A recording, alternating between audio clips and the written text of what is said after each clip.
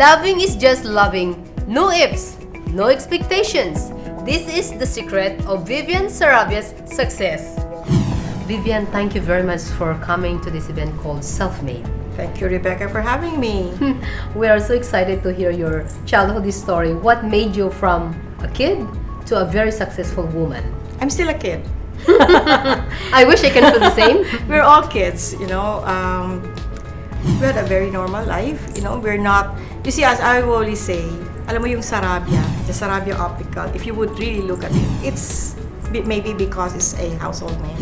But as far as I am concerned, the only thing that I got, you know, because they will say Sarabia, gurong yaman and all of that. But I guess the only thing that I really got was the name. And all that you see and everything that I have done now are all fruits of labor. Lahat yan, inumpisahan ko lahat yan from nothing. What do you mean by fruit of labors? How you did it? I think it's, nagmana ako sa mother ko that, you know, di ba, our mother always say, Vivian, they call me Inday, Vivian, kailangan, you must always be self-sufficient. Di ba? You don't rely on anyone. Even if you get married, pati ba naman yung polvo mo, hihingin mo pa, di ba? So, I have come, that na-inculcate yun sa mind ko, that I must always be independently, financially independent, and I will not depend on anyone to have my 3 meals a day.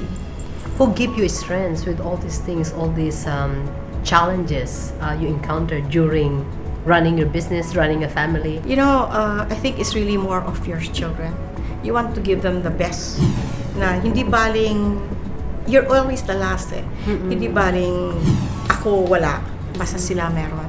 And I was able to send them to the best schools, to IS, send them abroad, to study abroad, and everything. I felt that instead of giving them material things, you give them something that no one can take away from them, and that's education, and maybe also of confidence. At the end of the day, it's believing in yourself all the time, believing in your strength, and what gives you the strength. Sometimes you will not know how strong you are until you are faced with adversity, and then looking back, how did I do that? What kind of woman is Vivian Sarabia? I think Vivian is a person who at first just wanted to be loved, and I think that speaks so much of my life. But where am I now? Vivian is love. What is love to you? Love is my religion. You know, in anything that you see, if you do it out of love, it is not work. If love is, I would say, my religion, wala kang galit sa tao eh. Because in every person that you see God in every person. And that is love. If there's something that you regret in your life, what is it? No regrets. Everything that you see is an accumulation of what I have done in my life. The regrets that you make, the mistake, for me, mistakes are your biggest teacher. For every mistake you make, you learn from it. And that's why you know, show me a person who is very, very successful, who has not done any mistake in their life. A person who say, I have never regretted or I have no mistakes in my life is not a successful person. So true, so true.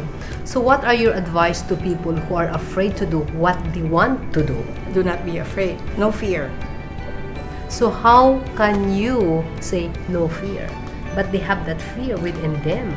You need to know your strength, and you need to know your weakness. The weakness complements the strength complements the weakness. So how you overcome the limitations within them, within you as a person? I think if you would say, in order to be happy, I have to be successful, then you will never be happy. Because what is success to you? Or what is a success? Success is being happy. If you can go sleep at night, okay, and says, I did a good job today, you're successful. You know, kanya-kanya yung level of contentment. So how do you motivate yourself? By living like that? You know, you need to find an inspiration. My children are my inspiration all the time. Kahit na 60 years old na yan, baby ko pa rin yan. Right? So what's your dream for your children? You know, that question is always asked. And they say, I have 3 sons. And they always ask me, Vivian, ano dream mo sa mga anak mo? Alam mo, ako simple lang. I just want them to be happy. You know, like, our dream before is I want my son to be an engineer. I want my son to be a doctor. That's what you want. But what do they want? So did you ask them what do they want? I never asked them. I just let them be. Kung saan sila masaya. So what's your best advice for mothers especially? How they Let really them- love themselves? You know, for mothers, like you or parents, let your children love you Let your children love you. the way they want to love you.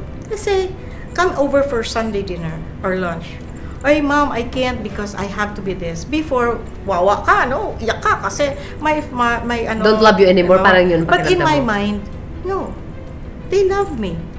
It's just that they have other things. And I'm putting meaning again. How can you show them the same love but different people? I'll tell you, Rebecca, this is what I learned. All my 3 sons, you love them equally. Exactly. Yes. But there are occasions wherein one son would need more of your love. Yes. Alright. But it doesn't mean that you love the other 2 less. It's just that this particular son needs more love. You explain that to your other sons. Let's love him more because at this time, he needs that love more. Diba? And the showing is, you know, it's always a push and pull. Push and pull. You push a little, pag nakita mo you're already being controlling, pull back. That's a good message. Yes. And thank you very much, Thank you, Vivian. Rebecca. Every success has its struggles. Every dream has its trials and tests.